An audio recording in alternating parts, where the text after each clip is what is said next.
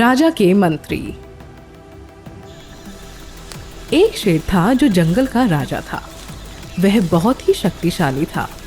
एक दिन शेर ने सोचा कि वो जंगल का राजा तो है, लेकिन उसके पास कोई मंत्री नहीं है और राजा के पास मंत्री तो होना ही चाहिए।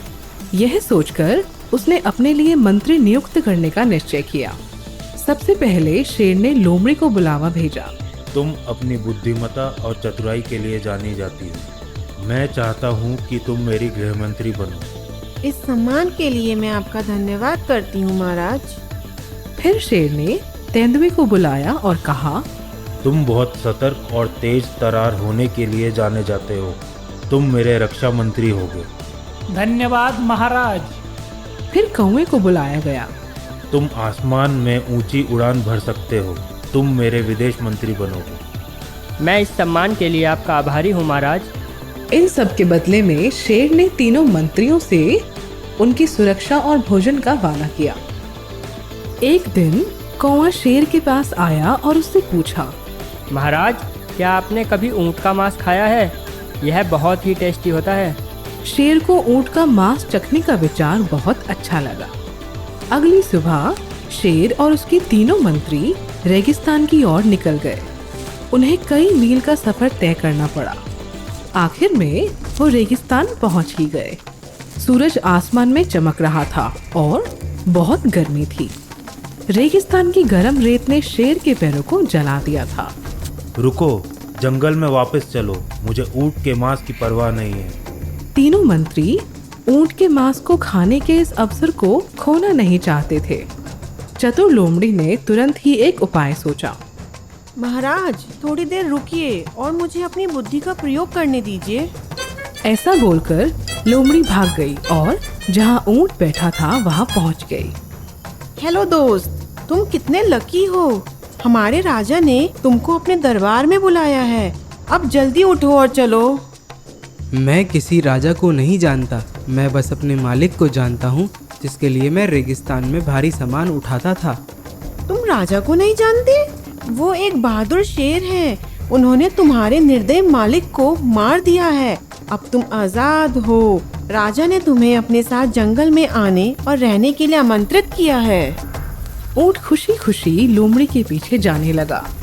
जब वो शेर के पास पहुंचा तो वहां बैठे कौवे और तेंदुए हैरान हो गए। शेर अपने जले हुए पंजों के बावजूद ऊँट को आता देखकर बहुत खुश हुआ। ऊँट शेर को पेश किया गया। ऊँट की पीठ पर चढ़ जाइए महाराज। हम घर वापस जल्दी पहुंच जाएंगे। शेर एक ही बार में ऊँट की पीठ पर कूद गया। लोमड़ी और तेंदुए उसके पीछे बैठ गए। जब तक वे सब जंगल पहुँचे तब तक सब बहुत थक चुके थे और उन्हें बहुत तेज भूख लग रही थी।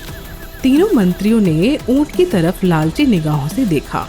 शेर जानता था कि मंत्री क्या सोच रहे होंगे। मेरी जान बचाने के लिए मुझे तुम्हारा धन्यवाद करना चाहिए।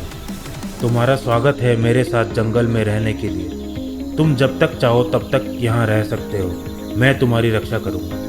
मंत्री ये सुनकर हैरान हो गए। शेर को बहुत तेज भूख लगी थी, पर उसके पंजे बहुत बुरी तरह जल गए थे, इसलिए वह खुद शिकार पर नहीं जा पा रहा था।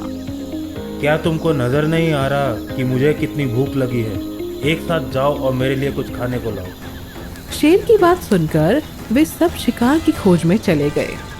थोड़ी दूर जाकर वे एक पेड़ के पास रुके और उसके नीचे बैठ गए। वहां बैठकर वो सभी सोचने लगे कि उन्हें आगे क्या करना चाहिए। लोमड़ी को एक बहुत अच्छा आइडिया आया और वो सब लोग शेर के पास वापस चले गए। पहले कौवा आगे गया। महाराज, हमें क्षमा कीजिए क्योंकि हमें कुछ भी खाने को नहीं मिला, लेकिन हम आपको ऐसे भूख से परेशान नहीं देख सकते। मैं आपका सबसे वफादार सेवक हूँ। आप मुझे खा सकते हैं। अगर मैं आपकी भूख शांत कर सकूँ तो यह मेरे लिए बहुत खुशी की बात होगी। अरे महाराज, आप पहले मुझे खाओ। मेरे में कौवे से ज्यादा मांस है। फिर तेंदुआ आया और बोला, महाराज, आप पहले मुझे खा सकते हैं। मैं इन सब में सबसे ज्यादा बड़ा हूँ। ऊँट तीनों मंत्रियों की वफादारी से बहुत प्रभावित हुआ। उसने भी सोचा,